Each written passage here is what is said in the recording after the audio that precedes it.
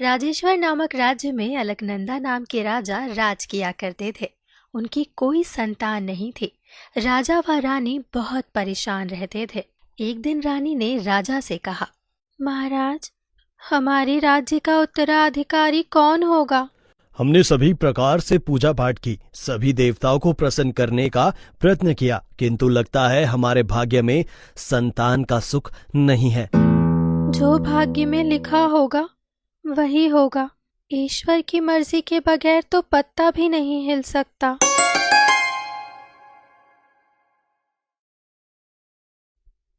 कुछ समय पश्चात महल में एक साधु ने प्रवेश किया तो महारानी उन साधु का आशीर्वाद लेने उनके पास पहुंची।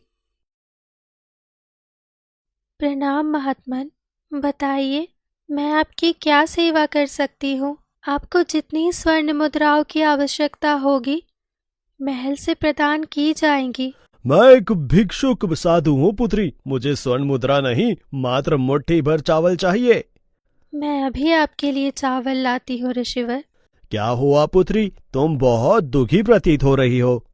महात्मन, मेरे पास सब कुछ है, धन दौलत ऐश्वर्य, किंतु ईश्वर ने संतान के सुख से वंचित रखा है।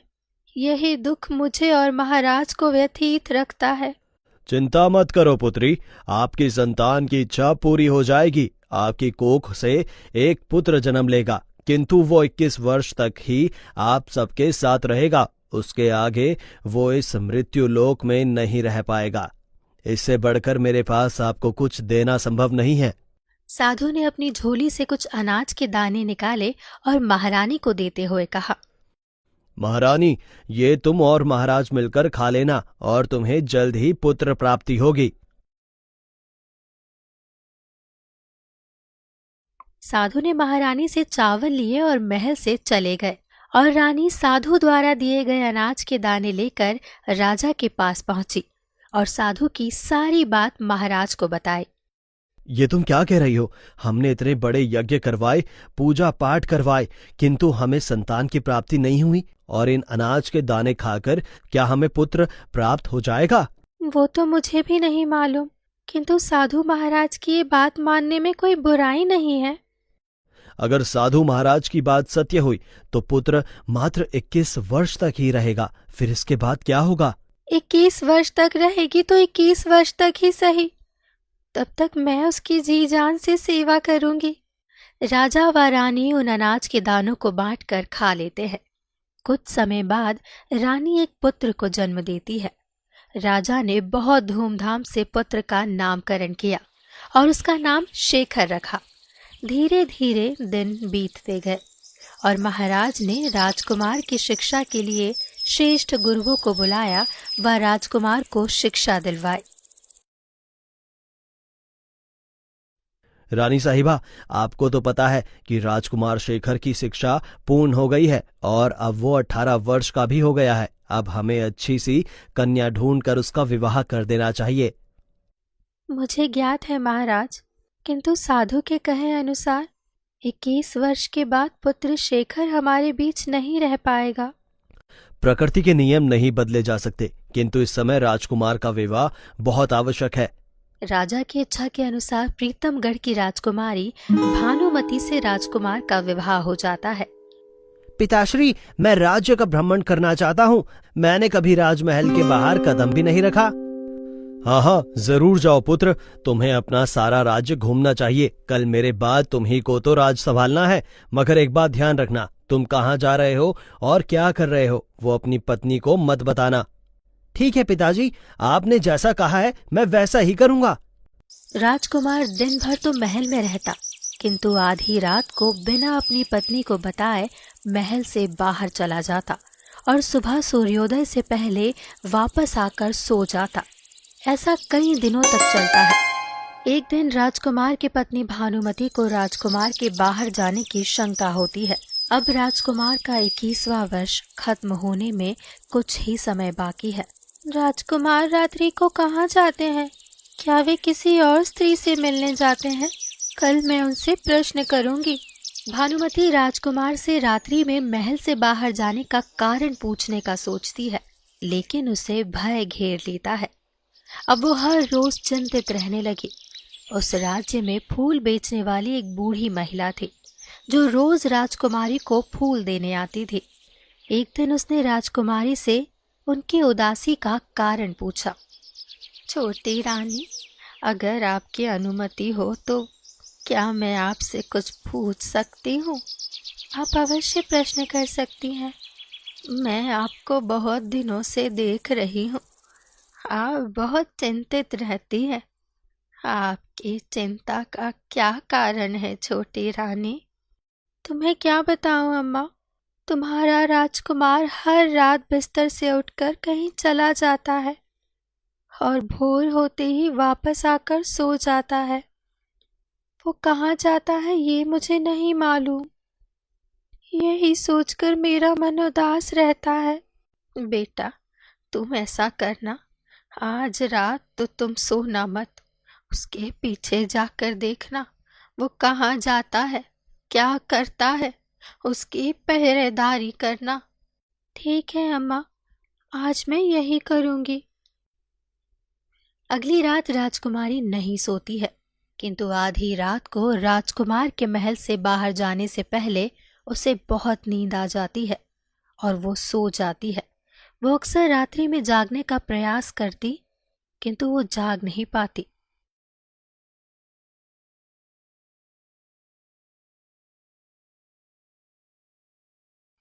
अगली सुबह जब बूढ़ी औरत राजकुमारी से मिलने आई तो राजकुमारी ने बूढ़ी औरत को बताया। अम्मा, मैं हर रोज रात्रि को जागने का प्रयास करती हूँ, किंतु आधी रात तक नहीं जाग पाती।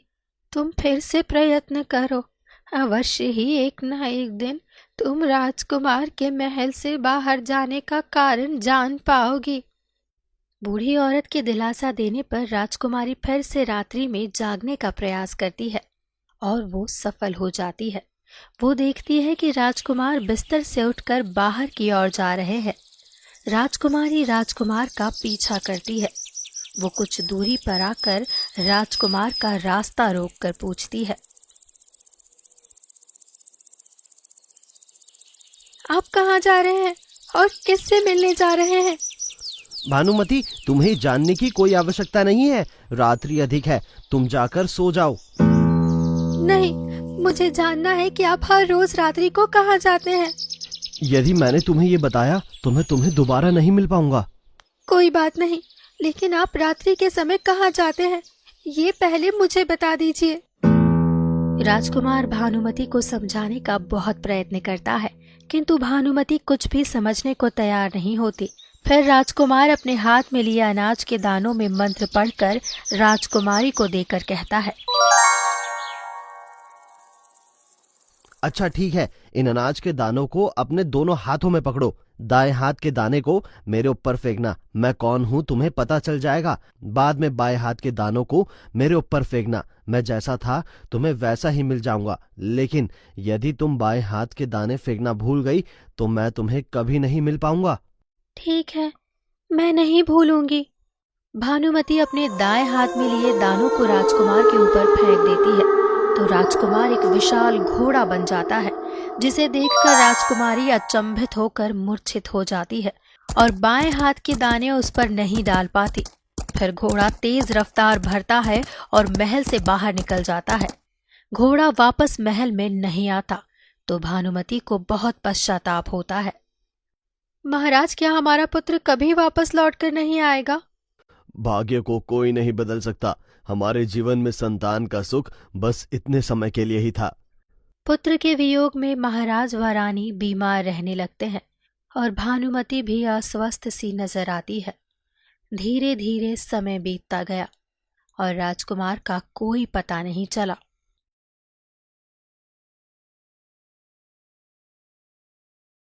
राजकुमार के जाने का कारण मैं ही हूँ, तो मुझे ही उन्हें वापस लाना पड़ेगा। मैं अभी जाकर पिताजी व माताजी से बात करती हूँ। ये सोचकर वो महाराज व रानी के पास पहुंचती है।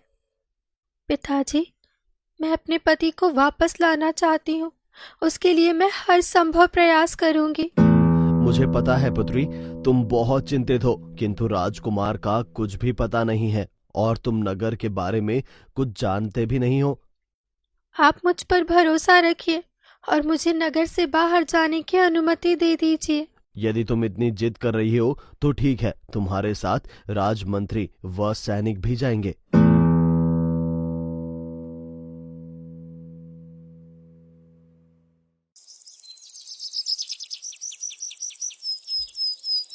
राजा व रानी से आज्ञा लेकर भानुमति नगर के बाहर एक भोजनालय खोलती है और नगर में आने जाने वाले सभी व्यक्तियों से परिचय मालूम करने का प्रयास करती है। एक दिन रानी के महल में फूल ले जाने वाली बूढ़ी औरत जंगल में लकड़ियां इकट्ठा कर रही होती है। तभी अचानक से बहुत तेज बारिश शुरू हो जाती है। ये क्या, इतनी जोर से बारिश शुरू हो गई। अब मैं लकड़ियां लेकर घर कैसे पहुंच पाऊंगी। ये सोचकर वो बूढ़ी औरत तेजी से आगे बढ़ती है। फिर उसे एक गुफा नजर आती है। वो बारिश से बचने के लिए उस गुफा में छुपने के लिए चली जाती है। गुफा के अंदर घुसते ही बूढ़ी औरत आश्चर्यचकित हो जाती है, क्योंकि वो गुफा एक आलीशान महल की तरह दिखती है। ये क्या, ये तो कोई अद्भुत नजारा लगता है। यहाँ तो दीपक जल रहा है और इतना प्रकाश भी है। मैं यहाँ आकर फंस गई। बूढ़ी औरत डरी सहमी वहाँ एक किनारे खड़ी रहती है। तभी वो देखती है कि एक सफेद घोड़ा आया और वहाँ पर बने एक कुंड में छलांग लगा दी और फिर ऊपर आ गया और फिर उसे राजकुमार का रूप प्राप्त हो गया। फिर वो जलते दिए के पास आया और कहने लगा, दिए दीपांकर, मेरे माता पिता क्या कर रहे हैं? बेटे के शोक में डूबे हैं। राज्य कौन संभाल रहा है? प्रधानमंत्री व महामंत्री संभाल रहे हैं। मेरी पत्नी क्या करती है? नगर के किनारे पर भोजनालय चला रही है। दिए की इतनी बातें सुनकर राजकुमार गुफा के एक कोने में चला जाता है और डरी सहमी बूढ़ी औरत गुफा से बाहर निकल आती है। मुझे ये बात छोटी रानी को बतानी चाहिए।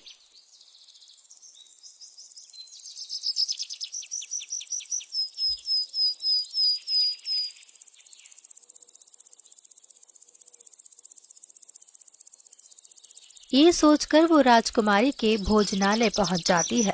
अम्मा, तुम यहाँ पर बहुत परेशान लग रही हो। कहो, क्या बात है? छोटी रानी, मैं तुम्हें ये बताने आई हूँ कि आज मैंने पूर्व के जंगल की गुफा में एक सफेद घोड़े को देखा, जो कुंड में छलांग लगाते ही राजकुमार के भेष में बाहर निकला। ये तुम क्या कह रही हो अम्मा? क्या ये सच में वो राजकुमार थे? अगर ये सच है तो मैं भी ये देखना चाहती हूँ। हाँ बेटा, जरूर। तुम कल शाम को उस गुफा में जाकर वहाँ का ये अद्भुत नजारा देख सकती हो। अगली शाम होने से पहले ही राजकुमारी भानुमति उस गुफा में जाकर छुप गई और उसने ये सारा नजारा देखा जो पिछली रात बूढ़ी औरत ने देखा था। राजकुमार को दिए के पास खड़ा देखा तो भानुमति दौड़कर राजकुमार के पास जा पहुंची और कहने लगी,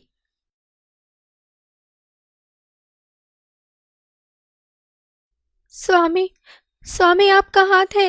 भानुमति, तुम यहाँ कैसे पहुंची और यहाँ क्या कर रही हो? मैं यहाँ बूढ़ी अम्मा की सहायता से पहुंची हूँ। मुझे अपनी गलती का एहसास है। मुझे आपसे नहीं पूछना चाहिए था कि आप कहाँ जा रहे हैं। मैं अपनी भूल स्वीकार करती हूँ। मुझे मेरी भूल की सजा मिल गई है। अब आप घर चलिए। आप घर चलिए राजकुमार। ऐसा नहीं हो सकता, वरना अनर्थ हो जाएगा। आपके वियोग में माता पिता ने बिस्तर पकड़ लिया है और आपकी प्रजा भी बहुत दुखी है। एक बार तुम गलती कर चुकी हो, अब दोबारा मत करना, वरना अब मैं तुम्हें जो दिख रहा हूँ वो भी नहीं दिखूंगा। यदि आप महल नहीं चल सकते तो मैं भी आपके साथ यहीं रहूंगी और यहीं से ईश्वर की शरण में चली जाऊंगी। अच्छा ठीक है, तुम रो मत। अगर तुम मुझे पाना चाहती हो तो तुम्हें एक काम करना होगा। काम कठिन है, लेकिन वो तुम्हें अकेले ही करना होगा। कहो स्वामी, कितना भी कठिन काम क्यों ना हो, मैं उसे पूर्ण करूंगी। इस दिव्य गुफा से बाहर निकलते ही तुम्हें घना जंगल मिलेगा। उस जंगल में बीचों बीच एक बरगद का वृक्ष है जहाँ पर बहुत गंदगी है। तुम्हें उसे साफ करके वहां पर 7 दिनों तक 56 भोग लगाना होगा। मुझे ये करने में कोई समस्या नहीं है, मैं ये कर सकती हूँ। किंतु 56 भोग के लिए तुम्हें स्वयं ही मेहनत करनी होगी। राजमहल से तुम्हें एक अन्न भी नहीं लेना होगा और इस घने जंगल में बाघ, शेर और अन्य जानवर भी हैं, तो तुम्हें उनसे बचकर भी रहना होगा। क्या इन सब के पश्चात आप हमारे साथ महल चल सकेंगे? ये सब करने के बाद तुम्हें वहां बैठकर भगवान विष्णु की आराधना करनी है।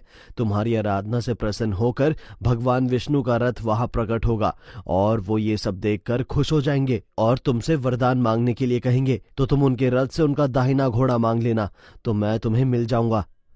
राजकुमार ने भानुमति को बाहर जाने को कहा और स्वयं गुफा के कोने में चला गया। सुबह होते ही राजकुमारी ने 56 भोग लगाए व भगवान विष्णु की आराधना करने लगी। वो लगातार ये 7वें दिन तक करती रही।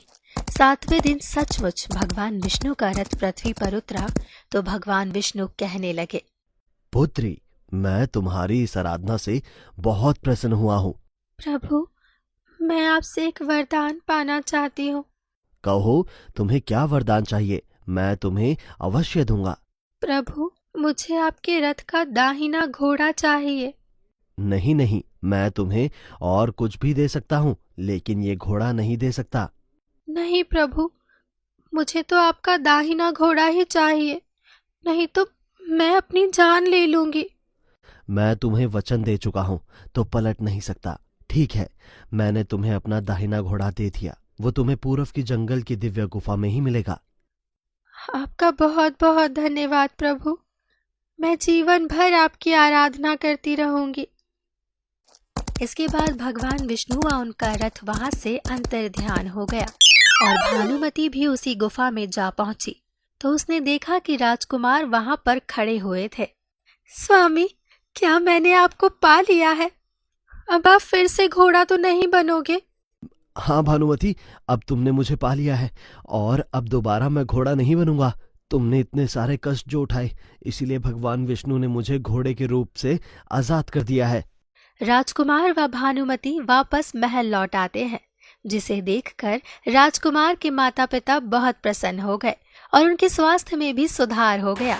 राजा राजकुमार का तिलक करके उन्हें राजा बनाने का निर्णय करते हैं और सभी सुख में जीवन व्यतीत करने लगते हैं।